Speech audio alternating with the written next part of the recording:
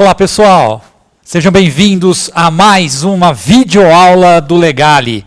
É uma honra estar aqui com vocês hoje para debater um assunto muito importante, muito relevante, né, que está sendo discutido muito intensamente no Brasil. Infelizmente é um mal que nós temos, que é a corrupção, né, não só no Brasil, é que hoje intensificou-se, né, por conta das lava-jatos e outros, né, procedimentos que a Polícia Federal, o Ministério Público tem aí investigado, mas é um tema muito abordado no mundo inteiro. Hoje nós vamos falar sobre compliance, gestão de risco e compliance. Tá? Um tema que está muito em alta e para você, amigo advogado, tenho certeza que é importantíssimo esse tema. Afinal de contas, é uma especialização que você pode ter, né? E dentro da área de advocacia, os advogados têm sido muito procurados, né, nesta área, especificamente. Tá? Mas antes da gente começar a debater esse assunto, né, falar alguns pontos nesses próximos minutos, deixa eu me apresentar formalmente a vocês. Meu nome é Daniel Balk. Eu sou contador, tá, de formação, bacharel em ciências contábeis, tenho especialização em auditoria pela FECAP, pela Fundação Escola de Comércio Álvares Penteado. Tenho também MBA pela mesma FECAP em gestão de riscos e compliance. Tá? Além disso, sou técnico em transações imobiliárias, né, sou corretor de imóveis também com muito orgulho. Atuo, né, com muita veemência nas áreas, né, de gestão de risco, governança corporativa, auditoria interna e compliance. Tá? Sou sócio-diretor de uma empresa de consultoria, tá certo? Que a gente trabalha na área de auditoria e de gestão de risco, né, há mais de 10 anos atuando nessa área de contabilidade, gestão e compliance. Bom, estou apresentado. A partir de agora, nós vamos debater gestão de risco. Vamos começar com gestão de risco, para vocês entenderem o que é risco, como gerir esse risco, mensuração, entre outras coisas. Esse é o primeiro passo. A partir desse momento, né, que vocês entenderem o que é gestão de risco, nós vamos passar então a falar especificamente de compliance, né? Uma palavra meio estranha, mas que está, como eu disse, em alta. Né? Se fala muito hoje no Brasil, inclusive o governo está muito preocupado com isso, né?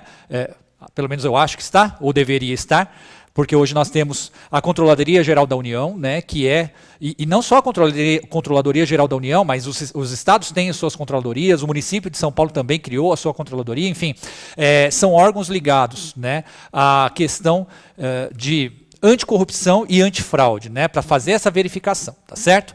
Então, tema de hoje e muito relevante. Bom, vamos falar o que é risco. Gente, risco nada mais né, segundo o dicionário, coisa simples, né, significa perigo, um inconveniente, se expor, estar exposto ao perigo. Pois bem, se o risco é estar exposto ao perigo, significa que todos os dias nós corremos risco, certo? Porque a partir do momento que a gente vai atravessar uma rua, né, a gente tem, obviamente, o risco de ser atropelado. Muito bem. Eu consigo evitar esse risco? Impossível. Eu não consigo evitar o risco. O que eu consigo fazer no meu dia a dia é diminuir esse risco. Portanto, para eu diminuir o risco de atravessar a rua, eu vou atravessar na faixa de pedestres, na faixa de segurança. Vou olhar se tem semáforo no local. Vou olhar se o semáforo dos pedestres está aberto para mim, sou pedestre, e se o semáforo dos carros está fechado para os carros. Daí eu vou atravessar. Pode acontecer de algum veículo, uma moto, enfim, furar o sinal vermelho, né, e me atropelar? Sim. Só que eu fiz a minha parte e diminuí o risco. A chance disso acontecer é muito pequena. Ao passo que se eu atravessar essa mesma rua, né, fora da faixa de pedestre, ou fora, né, do farol, enfim, ou com o farol vermelho, a minha chance aumenta demais. Então, esse conceito, apesar de parecer um conceito muito simples, ele é muito importante que vocês tenham na cabeça de vocês. Porque a partir do momento, né, que você quer iniciar um processo de compliance, você tem que pensar no risco. O que é o risco? E ter ciência de que esse risco será zerado, mas nunca Nunca será zerado. Risco zero não existe. Se alguém falar isso para vocês, essa pessoa está mentindo. Não existe risco zero. Não existe. O que existe é a diminuição de risco e a gestão de risco faz com que a gente consiga fazer a mensuração e a diminuição dele, tá certo? Muito bem, seguindo. O que é gestão? Que também parece ser uma coisa muito óbvia, né? Mas a gente pergunta para as pessoas, né? O que é gestão e as pessoas acabam se enroscando um pouquinho, né? Ou elas não sabem, ou elas sabem um conceito parcial do que é gestão. E é importante também saber o conceito correto de gestão, de gerir, tá certo? Pois bem, gestão é o ato de administrar, de gerir, sinônimo de administração e gerenciamento. Processo de dirigir, ações que utilizam recursos para atingir diretrizes previamente fixadas. Então nós falamos gestão, pensamos sempre em planejamento. Ações que verificamos no futuro possam acontecer, tá certo? Com responsabilidade, coerência, né? Seguindo a legislação.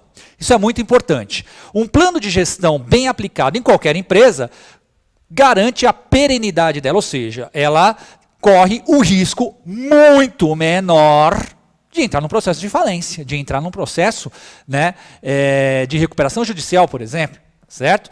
Então, gerir bem significa diminuir o risco. Então, se gerir bem diminuir o risco, gestão de risco é o que, na verdade?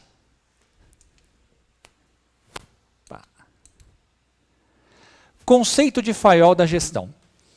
Para quem já teve alguma ideia, né, de administração, ou já fez uma faculdade de administração, enfim, ou algum curso, sempre passa por esse cara aqui.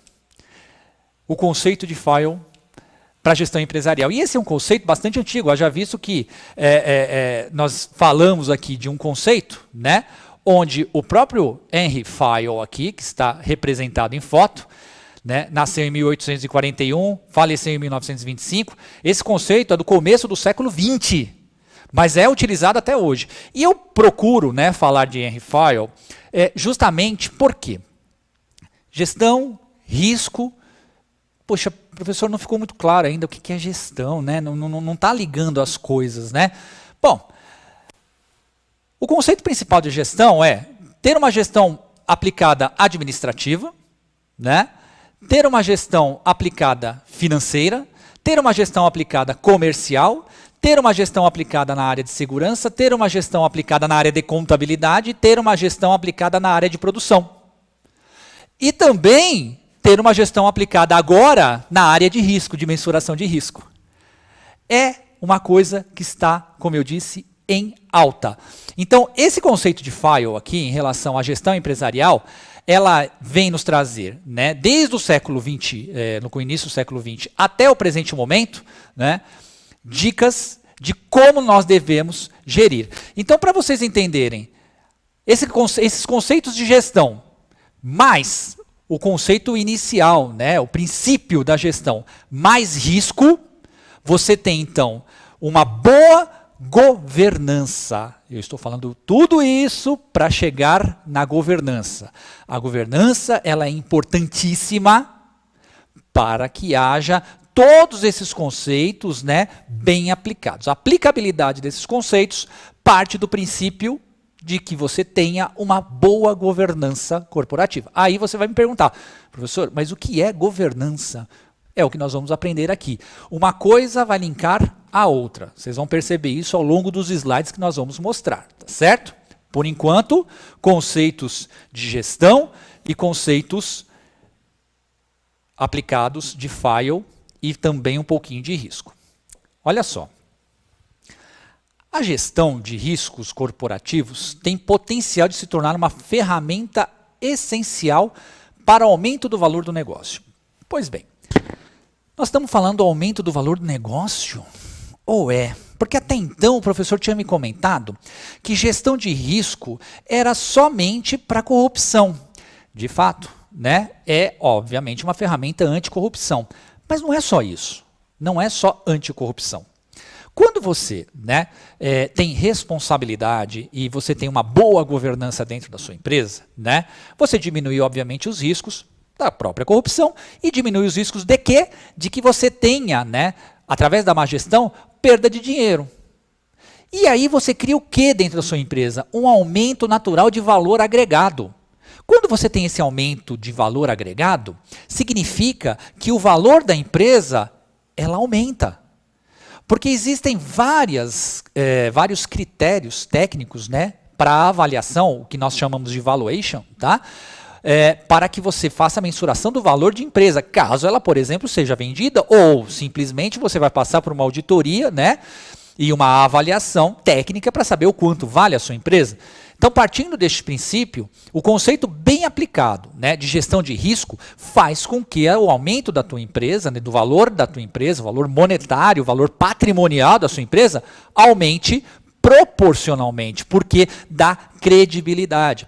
E pasmem, hoje é um item essencial, tá? E não só para mensuração, mas muitos clientes dessas empresas buscam saber qual é o balanço, né, em relação à gestão de risco e de compliance dessas empresas também, para saber se essas empresas têm boas práticas corporativas para adquirir seus produtos ou serviços. As pessoas, os clientes estão muito preocupados com isso, por tudo o que está acontecendo. E não é só no Brasil, não, é no mundo também. Nós temos casos gravíssimos, né, de fraude que ocorreram nos Estados Unidos. Vide aí caso Enron, né, quem não lembra do caso Enron, né, da gigante da área de eletricidade, né, que aconteceu, acabou quebrando também uma empresa de auditoria, Arthur Andersen, né, na época, enfim. Então isso não ocorre só no Brasil, não, é que hoje o foco é Lava Jato, né? Mas nós temos casos gravíssimos ao redor do mundo, tá, que são catalogados, casos gravíssimos de corrupção em bancos. Tanto é que vocês vão ver, quando a gente iniciar o trabalho de compliance, né, de começarmos a ver compliance, vocês vão ver que quem iniciou todo esse processo, né, e todo esse controle, todas as técnicas, né, para o compliance, foram os bancos, né? E a gente vai ver a Acordo de Basileia, enfim, a gente vai ver tudo isso ao longo dos slides aí, fiquem tranquilos, tá? Mas enfim, continuando aqui, ó. O termo vem sendo utilizado de forma equivocada, tá? Quando eu falo termo de riscos corporativos, né? Muitas vezes restringindo o conceito de uma gestão em silos ou mesmo a uma função meramente pro forma. Como eu disse para vocês, não é uma função pro forma. Então, o que é uma função pro forma? Então a empresa ela é obrigada a ter a gestão de riscos? Bom, sim, é obrigada. Hoje em dia se requer uma boa gestão de riscos. Tá, eu vou ter por ter, então, só para... Não vai ter só por ter. Né? Hoje é um item fundamental, como nós acabamos de ver. É um item que a gente acrescenta no valuation da empresa, né? Na verificação. Em auditoria também nós vamos verificar quais são esses critérios, né, de avaliações de risco e se esses critérios são critérios utilizados por outras empresas também, né? Ou seja, regras de mercado, né, de mensuração de risco. Então isso é importante. Hoje todas as empresas, e aí eu estou dizendo pequena, média, grande, não importa. Todas as empresas devem ter a gestão de risco corporativo, a mensuração desse risco muito bem afinado, tá certo? Bom, falei de governança corporativa, né? E aí todo mundo aí, né, do outro lado da tela deve estar se perguntando, governança corporativa, ele falou, né, mas... Caramba, qual que é o conceito disso, né? Um nome bonito pra caramba, né? E o que tem a ver na vida do advogado, né? O que tem a ver na vida dos profissionais, né? Muito a ver. A governança corporativa, ela não é só um item da administração, não, ou é só um item visto pela contabilidade, muito pelo contrário, hoje é um item muito mais abrangente, tá? Eles são vistos por engenheiros, eles são vistos por advogados e por outras profissões também. A boa gestão, né, a boa governança corporativa, ela reflete em todos os setores da empresa. E para que você tenha uma gestão de governança corporativa eficiente, né, todos os pedaços do bolo, eles têm que estar encaixados, tem que existir sinergia entre todos os departamentos, entre todas as áreas, para que nós tenhamos uma boa governança, tá certo? Muito bem. Governança corporativa nada mais é do que o sistema pelo qual as sociedades são dirigidas e monitoradas, envolvendo os relacionamentos entre acionistas e cotistas, conselho de administração, diretoria, auditoria independente e conselho fiscal. Muito bem, nós estamos vendo aqui, ó, acionistas cotistas e nós estamos vendo também conselho de administração. Então, as pessoas acham, né, que uma boa governança, ela só diz respeito, né, aos diretores, só diz respeito a quem dirige a empresa. No caso, por exemplo, da JBS, né, que é um caso que está acontecendo neste exato momento, todo mundo, de repente, ou muitas pessoas pensam que a governança corporativa, só quem tem interesse nesse caso aí é Joesley e Wesley Batista. Na verdade, não é bem assim. Tanto é que a repercussão que está dando nesse caso, por exemplo, de corrupção, né, da JBS, os senhores verifiquem que todos os setores da empresa, do grupo JBS, JIF, que é a holding, e a JBS, que é a empresa, né, controlada, estão interferindo. Então, quebrou-se, né, dentro da governança corporativa, né, eles não tomaram cuidado, né, e aí aumentou-se o risco, tá certo? De pagamento de propina e aí malversação do dinheiro, entre outras coisas, fazendo com que houvesse esse escândalo. Isso atinge toda a empresa, todos os setores são atingidos, né? Porque em um único setor escoa dinheiro para a corrupção, né? Falta dinheiro para um outro lugar, falta dinheiro para outros setores, além da falta de credibilidade da marca, além de outros fatores que são nocivos à empresa. Ela perde valor de mercado, ela tem ações na bolsa, as ações diminuem. Também tivemos um caso, e o compliance acompanha isso, que os diretores, né, o Joesley e o Wesley, eles estão sendo acusados, né, de antes, né, um pouco antes da delação premiada, né, que ele fez ao Ministério Público, eles acabaram, de certa forma, ferindo os códigos, né, da Bolsa de Valores, fazendo, né, a venda das ações, sabendo que no dia seguinte da delação as ações iriam cair, e aí ganharam dinheiro com isso, estão sendo acusados, inclusive, o Wesley, há pouco tempo, foi preso por conta disso, né, é crime no Brasil, é crime contra o sistema financeiro, enfim, o compliance também vê isso. Então, a gente tem, assim, hoje, claramente, né, todos os exemplos, né, os maus exemplos, vamos dizer assim, de quebra de regras, de gestão de risco, de governança corporativa e de compliance, né, através do caso JBS. A gente já tinha visto isso antes no Brasil, a Petrobras, né, o que aconteceu também foi uma quebra, né, de compliance, também foi uma quebra de gestão de risco e de governança corporativa, que em um dos nossos slides nós vamos verificar que após o escândalo da Petrobras, né, criou-se, mas aí só depois, né, gente, infelizmente, criou-se, né, um departamento específico para verificação do compliance e da gestão de risco e da governança corporativa da própria Petrobras, né, e provavelmente é o que vai acontecer com a JBS agora. Porque é uma empresa de fundamental, um grupo, né, empresarial de fundamental importância para a sociedade brasileira, né? Gera-se muitos empregos e é óbvio que será exigido pelos órgãos de controle, né, um departamento que vai se verificar o compliance, né, da empresa para que não haja mais esse tipo de situação, tá certo? Que é nociva para a empresa e para todo o país. Bom, chegamos no compliance. Gente, falamos tanto que é compliance, uma palavra tão bonitinha, né? Uma palavra, um termo em inglês, né? E nada mais é do que você agir, né? É uma ação ou um fato de conformidade. Então, compliance significa conformidade. Ele vai avaliar, segundo algumas técnicas, né, que nós vamos verificar ao longo dessa aula, se está conforme ou se não está conforme. A regra é essa. Tem conformidade, né, com o manual de regras ou não tem conformidade? Então, o compliance é como se fosse, né, explicando bem, obviamente, de uma forma muito rasa, né, mas só para vocês entenderem. É como se fosse um manualzinho, onde eu coloco lá as principais regras de boa governança, né, e de diminuição de risco, e ali, naquele manualzinho, a empresa ela tem que seguir. Então, toda vez que a empresa, né, seguir aquele manualzinho, significa conformidade. A empresa não seguiu aquele manualzinho, significa não conformidade.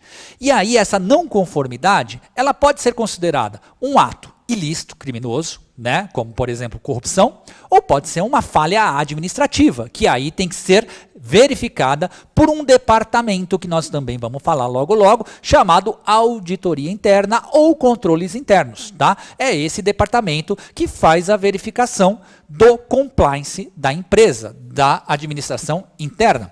Bom, continuando. O compliance, né, ele tem a vontade ou comando de cumprir, executar, satisfazer e a realizar algum imposto. E aí, como eu disse para vocês, o manualzinho de conformidades que a empresa está seguindo. Ok, então se está seguindo, legal, então está dentro, está executando satisfatoriamente, né?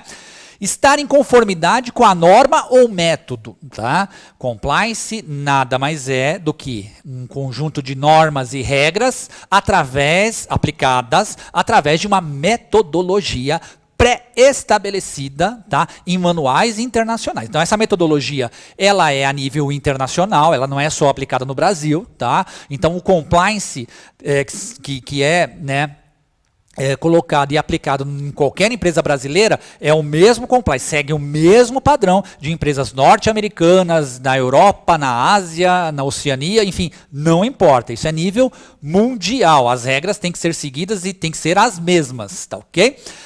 Estar em conformidade com a norma e o método, já disse, comportamento orgânico e sistêmico. O que significa isso? Significa que a empresa criou o método, existe o método, a empresa criou o seu regulamento, ela tem a aplicabilidade desse método e ela fiscaliza a aplicabilidade desse método. Esse método ele não pode ser nem desviado para a esquerda e nem desviado à direita, ele tem que ser reto, tá certo? Por isso nós falamos que é um comportamento orgânico e sistêmico, porque é um sistema de fatores, de normas que deverão obrigatoriamente ser seguidos, tá certo? Bom, o compliance, ele também pode ser definido, né, em decorrência do que é necessário à empresa atestar a conformidade ou compliance, pode ser regulatório. Isso é importante também, tá? Ou seja, quando tem uma regra definida por um ato regulatório. O que significa isso? Na maior parte das empresas, tá? O compliance ele é aplicado, né? Ou seja, o conjunto de normas, né, que o método compliance determina, ele é aplicado por vontade própria da empresa, por necessidade, obviamente, de não ter, né, corrupção dentro da empresa, por necessidade de diminuição de riscos, por necessidade de uma boa governança corporativa. Ok? Só que em alguns setores da economia, em algumas indústrias, algumas empresas, né, o compliance é imposto por um ato regulatório de alguma agência ou de alguma entidade, tá, que a obriga. Por exemplo, hoje nós temos um laboratório, nós temos a Anvisa. Então a Anvisa ela pode seguir ali um protocolo, né, de entendimento e que o laboratório deve seguir esse protocolo.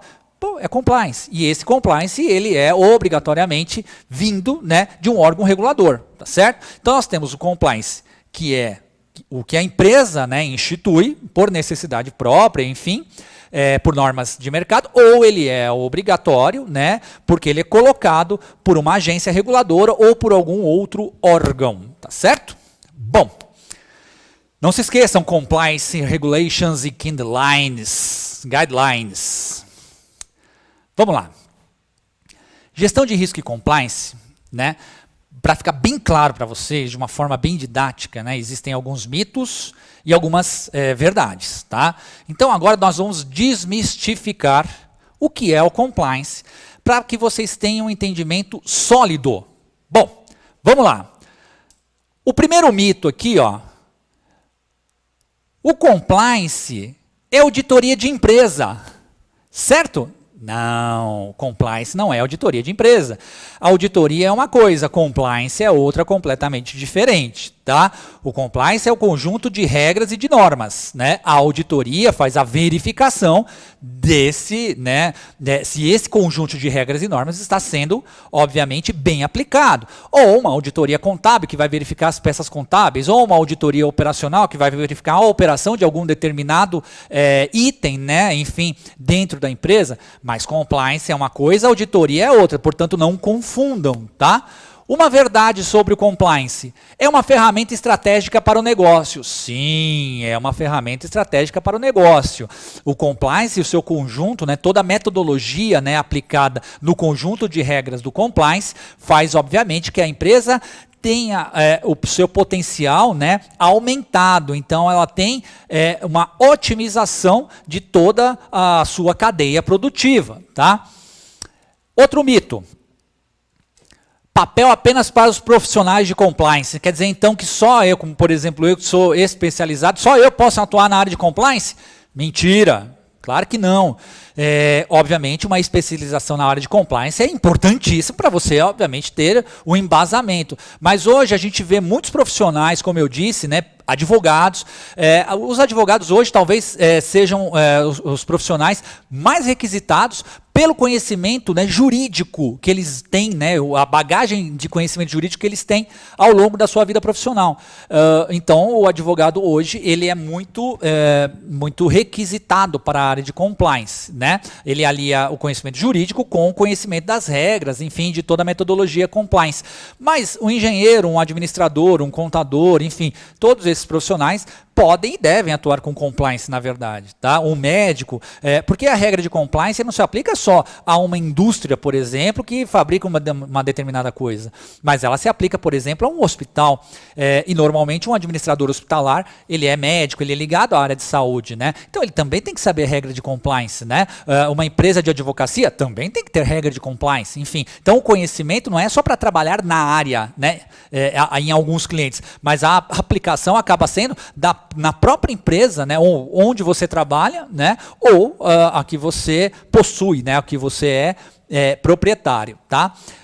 Continuando, vamos falar de uma verdade aqui, a verdade de responsabilidade do negócio com o apoio das áreas de compliance. Verdade, a responsabilidade do negócio, né, tem que ter o apoio das áreas de compliance, porque se não tiver esse apoio, não é só formatar a regra, gente. Ó, tá aqui o manual, se virem e sigam. Não, mas ele tem que verificar também se todas aquelas regras, né, toda aquela metodologia que está sendo aplicada, ela está sendo bem aplicada, ela está sendo verificada de uma forma coerente, correta com o que o mercado exige, né, com o que o consumidor, enfim, todos os interessados da empresa exigem. E notem, o compliance ele se preocupa não é só com os diretores, é com o conselho fiscal, é com o consumidor do produto que a empresa fabrica, enfim, é uma sociedade como um todo, né? O compliance ele se preocupa com qual é o papel da empresa, né, inserida na sociedade, tá certo?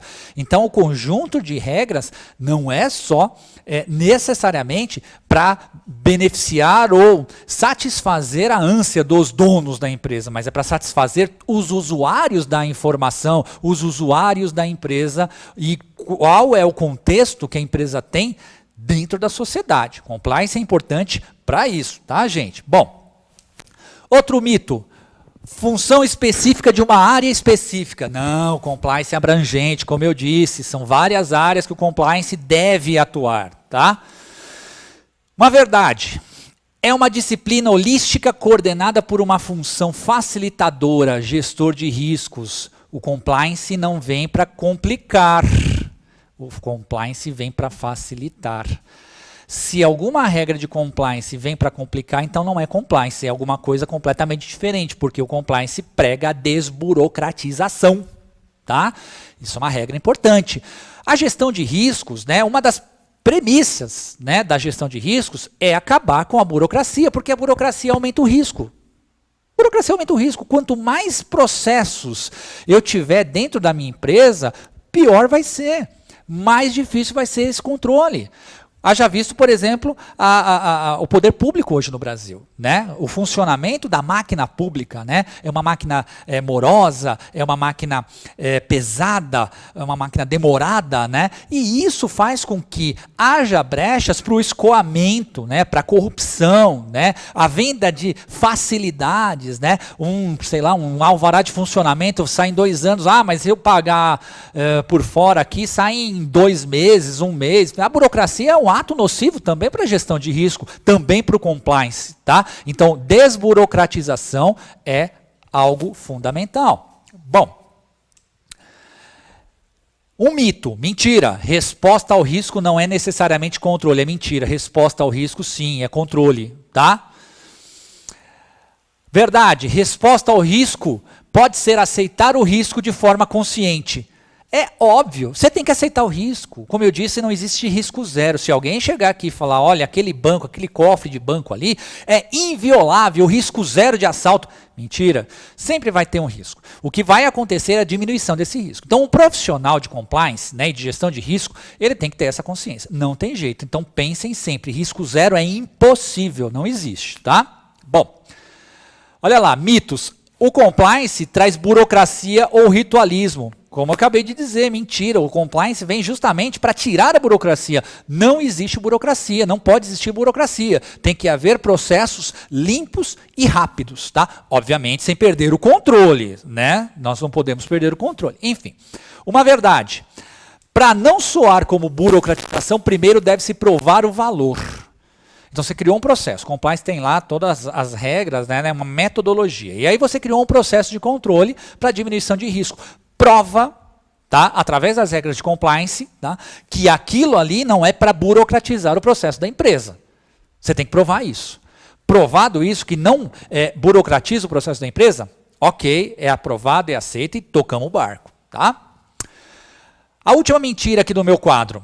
Não diz respeito aos riscos do nível de processos ou atividades. Sim, diz respeito aos riscos. Compliance, tá? Conjunto de regras, diminui o risco, melhora a gestão e a governança corporativa funciona como um reloginho. Entenderam agora como é uma coisa linkada na outra, né? Porque quando a gente vai falando, puxa, não estou entendendo o que tem a ver uma coisa com a outra. Então vamos lá. Começamos com risco. Zero não existe, mas existe a diminuição. Eu consigo, né, diminuir esse risco e mensurar esse risco através de uma boa gestão. O compliance é um conjunto de regras e de metodologias, né, que ajuda a gerir o risco. E governança corporativa é o conjunto, né, de todos ali os atores, tá, que formam, né, o processo administrativo utilizando essas ferramentas, tá certo? E a última verdade, pode estar vinculado a processos, mas, sobretudo, está vinculado à estratégia. Compliance, se pensa na estratégia. Vamos pensar daqui a 6 meses, 1 ano, 2 anos, 3 anos, qual é o crescimento, né? Qual é o planejamento estratégico dessa empresa? E aí o compliance se adequa, obviamente, ao crescimento ou estagnação, enfim, ao processo natural de planejamento estratégico da empresa. Tá certo? Muito bem. Relação entre governança e riscos. Olha só aqui, eu coloquei até uma fotinho velha, mas eu quis colocar essa fotinho velha, né, para remeter realmente à época da Petrobras, que tudo se iniciou, né, todo esse processo de Lava Jato, né, e tudo está se falando tanto aqui no Brasil, né, e já há alguns anos, né, desde quando começou o escândalo da Petrobras, desde o início, né, da operação, começou-se a bater muito em compliance, né? Aqui no Brasil acabou meio que, entre aspas, virando moda, né? As pessoas estão procurando muito mais, né? Os profissionais e os profissionais, eles estão buscando, né, incessantemente se reciclarem e se especializarem na área de compliance. E tudo começou ali, né? Infelizmente.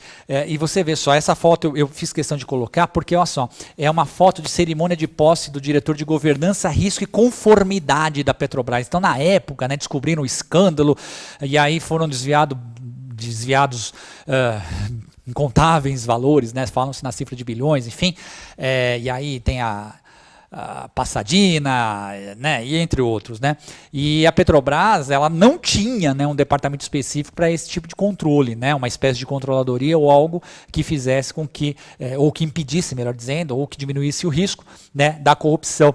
Mas depois que tudo aconteceu, aí criou-se então, né, um diretor, né, uma diretoria de governança, risco e conformidade. E aí volta a dizer conformidade e compliance. Né? Ela só colocou, ao invés de colocar compliance, colocou conformidade, mas que é absolutamente a mesma coisa, certo? Então, eu quero deixar claro agora para vocês, né, qual é a relação entre a governança, que nós falamos de governança corporativa, e qual é a relação dos riscos. Né? Então, a gestão de riscos é uma disciplina que deve combinar preocupações com a gestão, estratégia, operação, processos, como eu disse, como um todo. Né? E preocupações de governança em nível de conselhos e comitês. Então, é a ratificação de tudo que eu venho falando aqui com vocês, né? Está sempre ligada à área de gestão de risco e compliance, sempre ligada a todos os setores da empresa e aos usuários da informação também.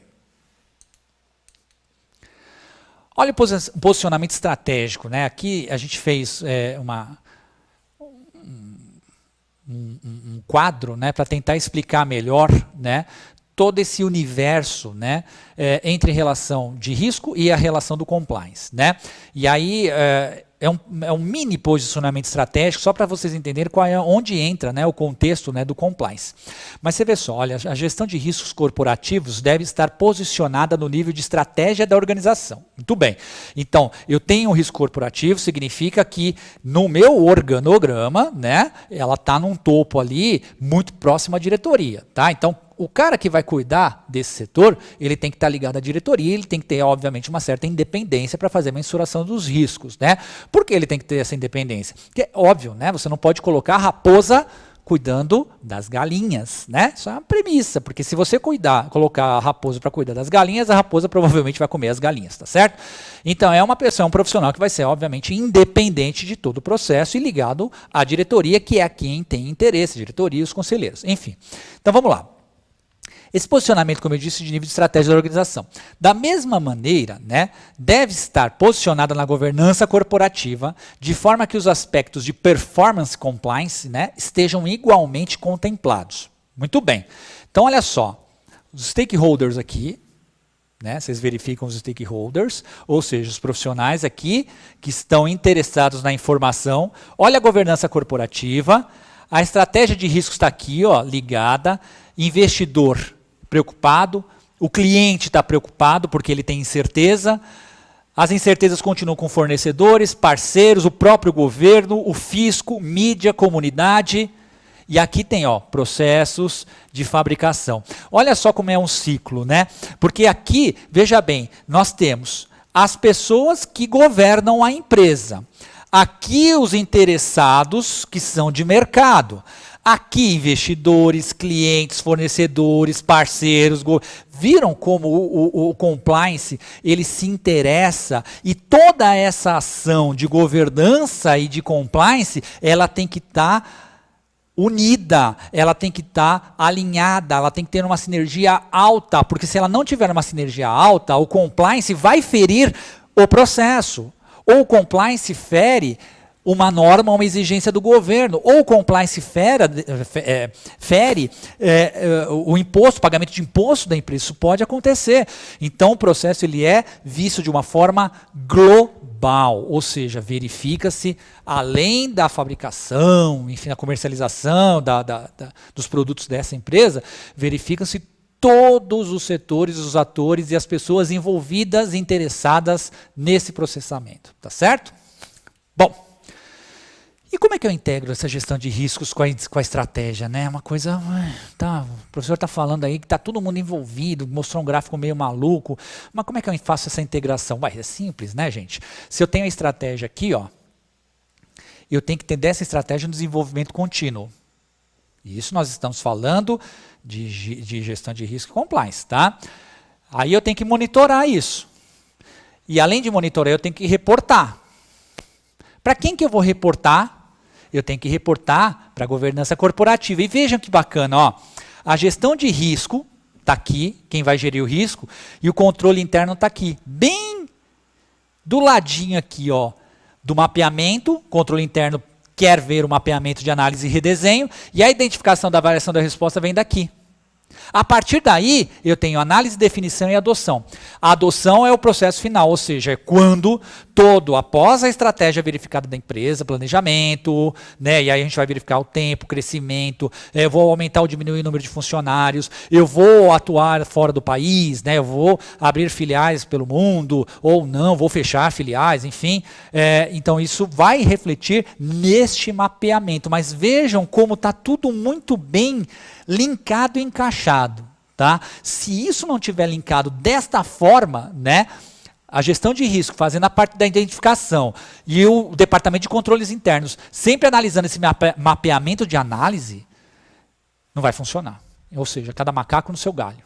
É importante para que a governança corporativa possa tomar as decisões corretas, baseada nas regras de compliance e de risco do mercado, tá certo? Bom, olha a gestão integrada aqui, ó, outro gráfico para demonstrar, né? o desenvolvimento que sempre é contínuo, a reportação. Gente, quando a gente fala de reportação, existe um monitoramento, ou seja, um monitoramento para verificar se todo esse conceito, né, a aplicabilidade está ok. Muito bem, está ok, isso tem que ter feedback. Né? Ou se não está ok, também idem, feedback da mesma forma. Então, tem que ter um feedback para que haja um conjunto de fatores, ou para melhorar, ou para, né, tirar, de repente, um erro que está acontecendo dentro desse processo. Tá? Então, isso vem bem a calhar aqui. Ó. E sempre na gestão integrada de governança. Governança vai atuar sempre integrada com risco, e sempre com controle interno, baseado num compliance aplicado, a metodologia de compliance aplicada. Certo? Ok? Bom, um princípio-chave, gente, por trás da governança de riscos, é que stakeholders, como eu disse, são as partes interessadas. Então não se esqueçam disso, tá? Shareholders são os acionistas, tá? Então, qual que é a diferença? O acionista, eu estou investindo. E quem que é o interessado, então?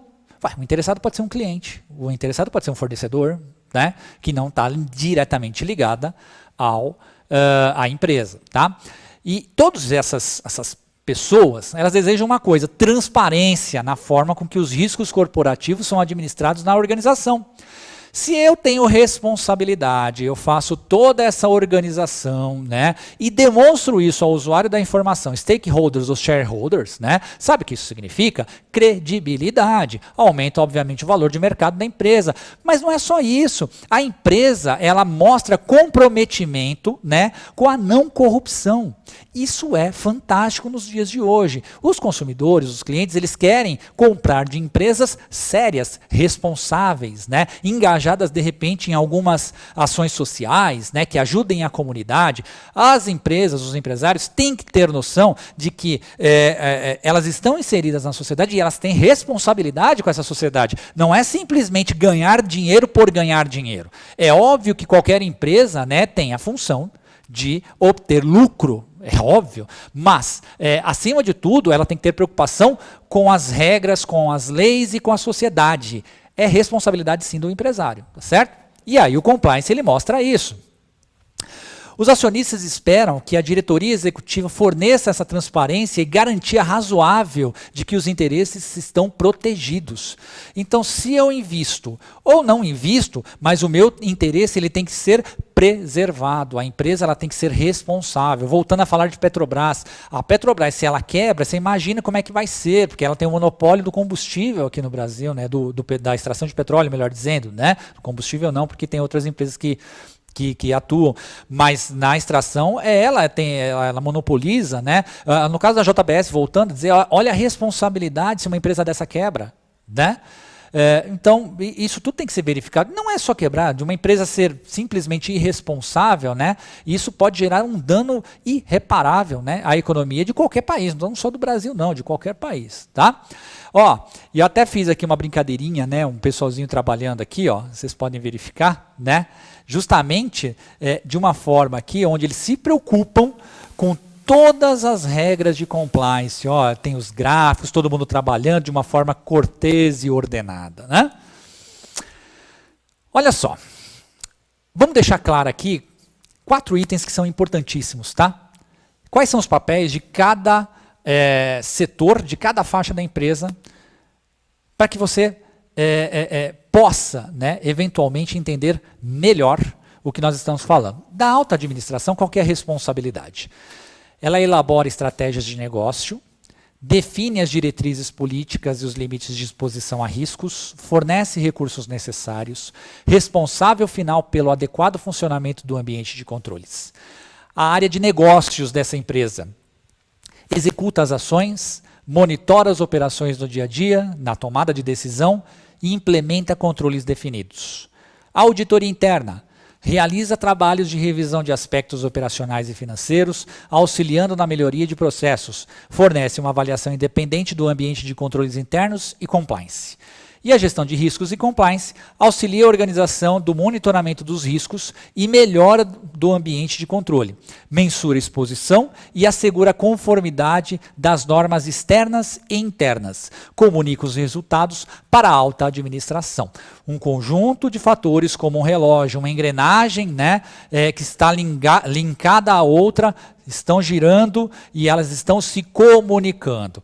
Esse primeiro faz a elaboração da estratégia, esse último aqui toma o cuidado para que haja uma diminuição de risco em todo esse processo que nós acabamos de relatar, e esse 4 aqui reporta à alta administração se está sendo bem ou não aplicado todas as regras de anticorrupção, de risco, de compliance. Tá certo? Ok? Seguimos. Bom, a gente também pode construir uma governança corporativa pelas abordagens das 3 linhas de defesa, né? Então isso é muito importante, porque normalmente quando a gente fala em risco, né, a gente sempre fala em linhas de defesa, ou seja, filtros que a gente faz, né, que a gente adequa às regras de compliance para evitar e diminuir o risco, sempre diminuir o risco, tá? Então aqui, ó, na primeira linha, as operações, né? Então o dono de processo de negócio, é muito importante aqui, tá? Aí nós temos aqui, ó, compliance, jurídico, gestão de riscos e o grupo de controles internos, certo? Aí nós passamos, segunda linha, auditoria interna, aí ó, monitores, assegurando os internos, já partimos para a terceira linha de defesa da empresa. São os reguladores, o conselho de administração, a alta administração e terceiros. Então a gente tem, como se fosse uma guerra, né, 3 linhas de ação em 3 frontes diferentes para que a gente faça primeiro, né, a avaliação, para que a gente faça a mensuração, para que a gente faça o filtro dessas, né, informações, ou enfim, dessas falhas que possam existir dentro do processo. E aí isso vai sendo filtrado até chegar aqui a informação limpa à alta administração, para que ela possa tomar as decisões corretas. Então são 3 filtros, tá, em benefício da estratégia administrativa, da estratégia de gestão da empresa. Então, essas 3 linhas, elas sempre são muito batidas, né, em qualquer curso de compliance, em qualquer curso de gestão de riscos, tá certo? Olha que legal. Muita gente fala que o compliance é uma coisa muito nova. No Brasil até se discute agora não muito tempo, né? Mas no mundo se discute há mais tempo. Olha só que legal, né? Tudo começou, né, em 1997. Então, assim, né, a se falar propriamente de compliance, tá? Lógico que mensuração, gestão de riscos, as coisas já se fala há mais tempo. Mas compliance propriamente dito, né, o termo, ele foi iniciado em 1997. E aí, tudo se iniciou na divulgação dos 25 princípios para a supervisão bancária eficaz pelo Comitê da Basileia, com destaque para o princípio de número 14. Em 1997, os bancos pensavam, e aí, né, tivemos várias quebradeiras de bancos, né, e a gente sabe do risco, né, que o banco tem. A gente sabe que é uma instituição que ganha muito dinheiro, tá certo? Aqui no Brasil, talvez as instituições, né, um segmento, né, da empresarial que mais se ganha dinheiro. Porém, entretanto, eles correm um risco muito grande. A inadimplência ela é altíssima em qualquer instituição bancária, no Brasil ou no mundo. Tá? E aí, você faz empréstimo de dinheiro, por exemplo, e você não tem a certeza que esse cara vai devolver. E na maioria das vezes, pasme, na maioria não se devolve mesmo. Tá? Enfim, a gente sabe que algumas regras elas são meio... não concordamos com os bancos, enfim, mas na maior parte da operação, o banco ele corre um risco assim gigantesco, grandioso, né? E isso pode sim culminar com a quebra, né, de uma instituição. Então, para evitar a quebra da instituição e garantir, obviamente, a seguridade da sociedade como um todo, porque quando a gente fala, por exemplo, de um banco como Bradesco e Itaú, vocês imaginem, bate na madeira, se quebra um banco desses, né? Toda a economia cai junto. Né? São bancos, instituições grandiosas. Então a regra de compliance se iniciou nos bancos, mas foi abraçada pelos governos, né, do mundo inteiro e foi abraçada também pela sociedade como um todo, né, pelos empresários, enfim. Mas era só ligada à área bancária mesmo, né? Então só se preocupava com a área bancária. Eles não acreditavam muito que a área empresarial precisasse ter, né, uma regra de compliance tão rígida, por exemplo, como os bancos necessitavam. E no final das contas a gente acabou vendo que sim, infelizmente a gente precisa ter essa regra apurada nas empresas empresas. Hoje a gente vê isso claramente, né?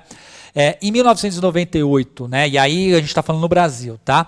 Em 1998, né, a publicação da Resolução 2554, né, que determinava a implementação de sistemas de controles internos. Então foi o primeiro dispositivo, vamos dizer assim, né, regulatório, né, para que o compliance fosse inserido, né, a princípio nas instituições bancárias, tá certo? E posteriormente nas instituições, nas empresas, nas instituições empresariais. 99 a 2001, novo acordo da Basileia, com exigência de capital por risco operacional, né? Então aí começou a se exigir os bancos de, você quer uma determinada operação? Ok, eu ofereço essa operação para você, mas me garanta um capital mínimo, tá?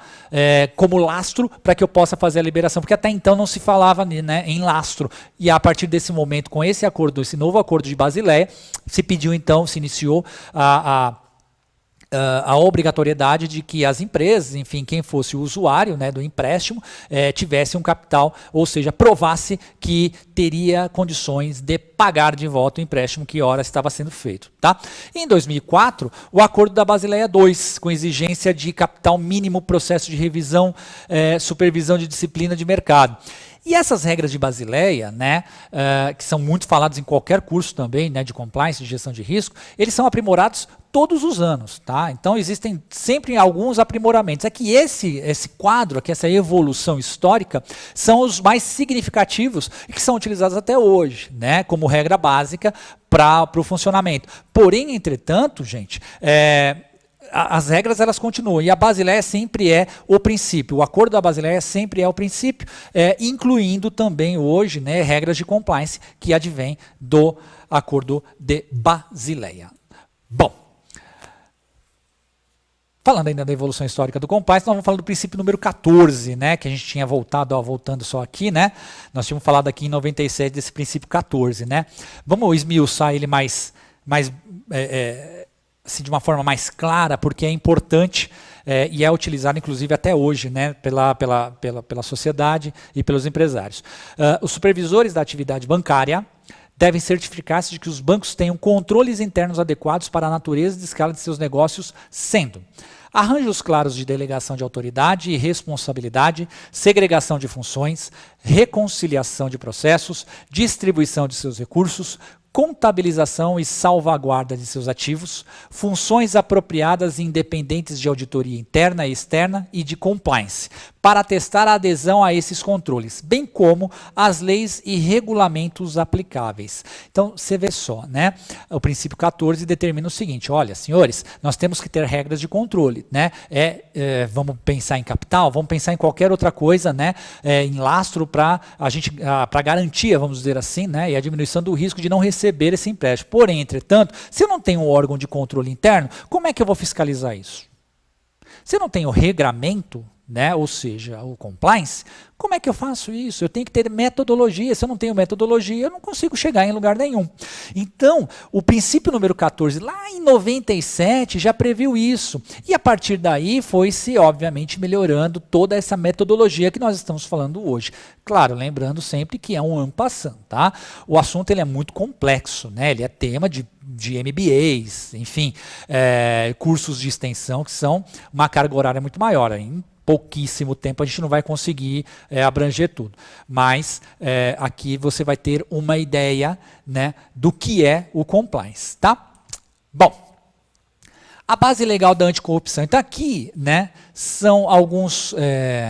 dentro do contexto nacional e internacional, né, são regras, legislações, né, pertinentes à área de anticorrupção, né? Então, no balãozinho de cima, nós temos algumas convenções, alguns tratados, né, algumas influências que são de caráter internacional. E o contexto nacional, nós temos aqui algumas regras que são consideradas regras anticorrupção. O Código Penal, nos artigos 312, 315, 317, 27, 333, 337b e 337d. Tá? Além das leis de licitações, lei de improbidade administrativa, lei de defesa de concorrência, Estatuto de Código de Ética do Servidor, lei de lavagem de dinheiro, lei anticorrupção, enfim, entre outras regras que foram se criando ao longo dos tempos, né, para prevenir a anticorrupção. Tá? O compliance no Brasil, né? O grande marco ocorreu quando o Conselho Monetário Nacional, CMN, né, publicou a Resolução 2554 em 98, nós tínhamos visto no quadro anterior. Estipulou, né, a partir de dezembro de 99, como data limite para as instituições implementarem o sistema de controles internos, ou seja, as instituições bancárias na época, tá? Você vê, em 97 saiu o Acordo de Basileia, mas a obrigatoriedade no Brasil dessa regra de controle interno dos bancos, né, só saiu em 99 pelo Conselho Monetário, né? Saiu 2 anos depois. Então, você veja qual é o delay, né, do Brasil, né? As regras saem, né, lá fora, principalmente quando se fala de anticorrupção, quando se fala, né, em compliance, as regras saem e o delay ele era bastante grande. Agora o delay é bem menor, né? Até porque as empresas hoje elas são globalizadas, né? Então elas têm que seguir essa metodologia de compliance, porque senão ela não consegue atuar no país, de repente de origem, ou no país que ela queira investir, né? Então o delay hoje ele é muito menor, mas antigamente o delay era muito grande. E toda metodologia nova existe uma resistência, então é natural, né? Você faz parte do ser humano, infelizmente, né? A resistência a um regramento novo. Vai dar trabalho. Eu vou ter que mudar todo o meu sistema. É meio complicado. Mas hoje em dia as empresas elas já estão muito mais preocupadas, né, com relação ao regramento de compliance, né? E na época, né, as principais exigências foram a implementação da estrutura de controles internos em todos os níveis de negócio, formalização dos objetivos e procedimentos, cumprimento das normas legais, regulamentares e políticas da organização, né, então regras claras, né, para a governança corporativa a partir daí, né, qual é a política de gestão da empresa, né, do banco, enfim. Avaliação dos controles internos, relatórios semestrais do Conselho de Administração. Se alguma dessas regras que foram sugeridas, né, impostas, melhor dizendo, por essa resolução do CMN não fosse cumprida pelo banco, ele seria punido, tá certo? Então, eram regras obrigatórias para garantir, obviamente, além da... Não é só garantir a subsistência do banco, mas garantir a economia, né? Que a economia do Brasil continue saudável, né? Isso é muito importante. Bom, como eu disse, compliance ele significa conformidade e para garantir o sucesso do processo é necessário, olha só, certificar-se da advertência e do cumprimento das leis. Lei é importante. Por mais que você tenha um regramento de compliance, mas se você não cumprir lei, sabe o que isso significa? Significa que você está infringindo normas. Então não adianta você ter uma regra eficaz de compliance e a lei que é do Brasil você não cumpre, né?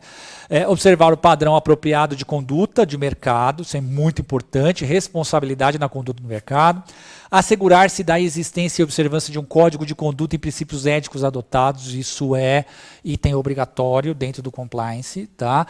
Tem que ter um princípio ético, todas as empresas devem seguir um princípio ético, tá? Além de outros regramentos.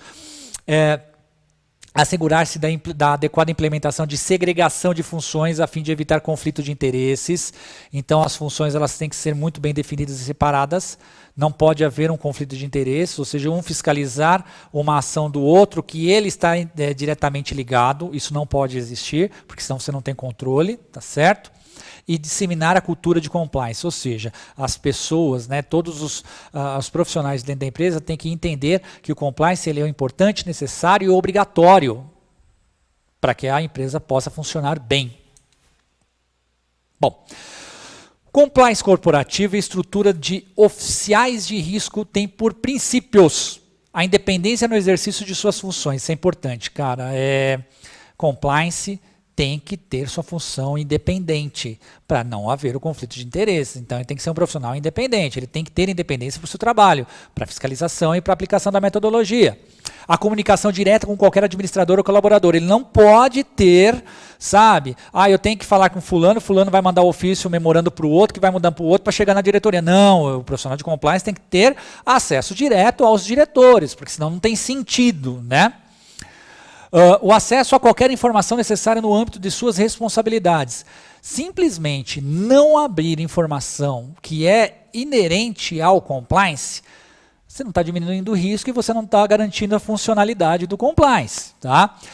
O acesso irrestrito à alta administração para reporte de situações que possam gerar risco de compliance para o conglomerado. Então, o profissional de compliance tem que ter acesso direto e restrito à alta administração, até para poder reportar o feedback que tem acontecido, para que a alta administração tome conhecimento e possa fazer mudanças estratégicas na gestão. Tá certo? Então, sem esse regramento aqui e sem a independência do profissional de compliance, tá? Não existe compliance. Aí é a história da carochinha, é só para, né? Nem para inglês ver, porque o inglês não permitiria que isso acontecesse, tá certo? Bom, olha a regra aqui, ó. Eu tenho que priorizar, eu tenho que recomendar um plano de ação, eu tenho que monitorar o compliance, eu tenho que reportar e divulgar, eu tenho que identificar e eu tenho que avaliar. Olha o ciclo aqui, e isso tudo pode ser através de um canal de denúncia. Sim, o compliance tem um canal de denúncia, uma ouvidoria, né?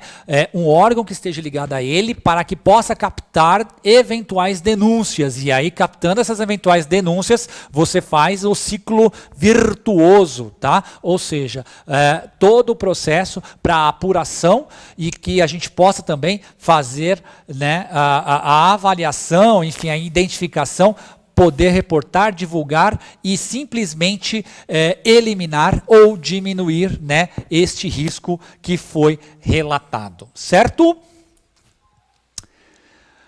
Olha só, aí tem muito empresário que olha assim e fala assim, mas isso dá um custo danado, né? Isso é caro, eu não quero saber disso não, porque eu não vou despender dinheiro para uma organização de compliance. Meu amigo, só que olha só, né, se a gente olhar aqui nesse slide, né, a gente vê os custos de não estar em conformidade, ou seja, né, quando você não tem um compliance, né, olha só o que você tem, né, de ruim para a sua empresa não adotando o sistema compliance. Danos à reputação da organização e à marca, hoje com certeza, sanções às LFs e aos seus colaboradores, processos administrativos, processo criminal, multas e, dependendo do caso, até prisão. Olha aí o Wesley Batista, hein?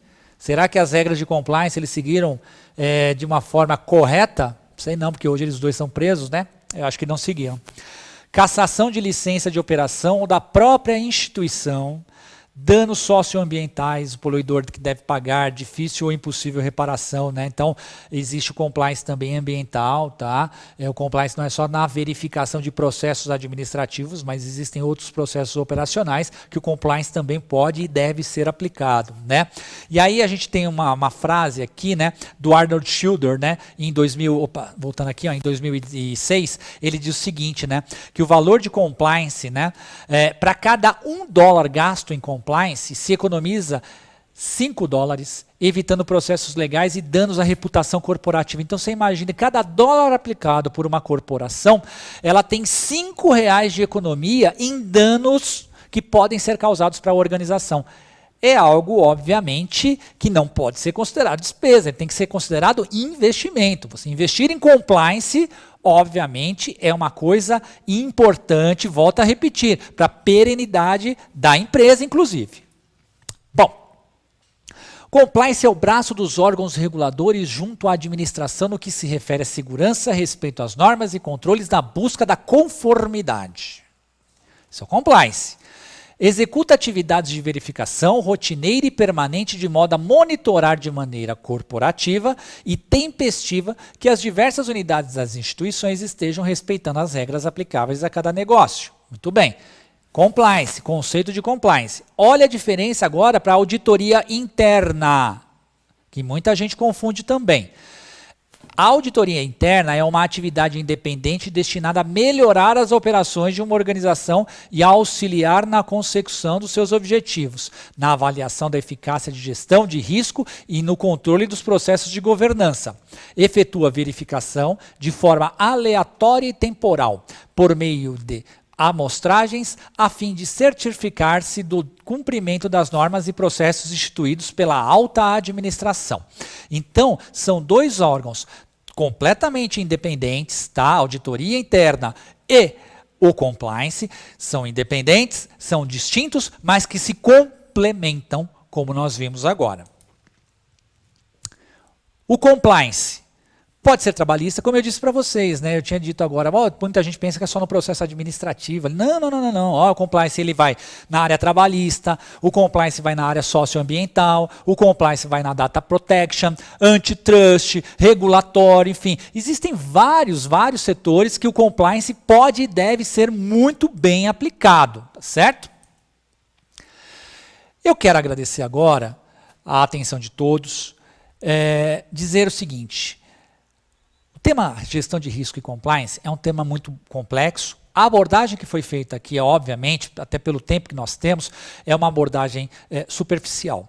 Quero dizer a vocês que existe um curso, tá, que está sendo muito bem cuidado, montado aqui pelo Legale, e que, se vocês tiverem interesse, né, procurem, né, a nossa central aqui de atendimento da faculdade, né, da central de cursos, para que aí vocês possam ficar sabendo melhor do que nós estamos preparando a vocês. É um tema bastante importante, a gente verifica que é um tema que está em alta, né, até por tudo que está acontecendo, e nós, do Legale, queremos o melhor para você, aluno, tá? Portanto, nos procure, e se você quiser se reciclar, aprender novas coisas, né? Você, colega advogado, que é uma área que atrai muitos advogados do compliance, conte com a gente sempre. Eu quero agradecer por essa oportunidade. Em outro momento eu volto, tá? Com outro tema bastante interessante para que vocês possam assistir. Muito obrigado e até a próxima.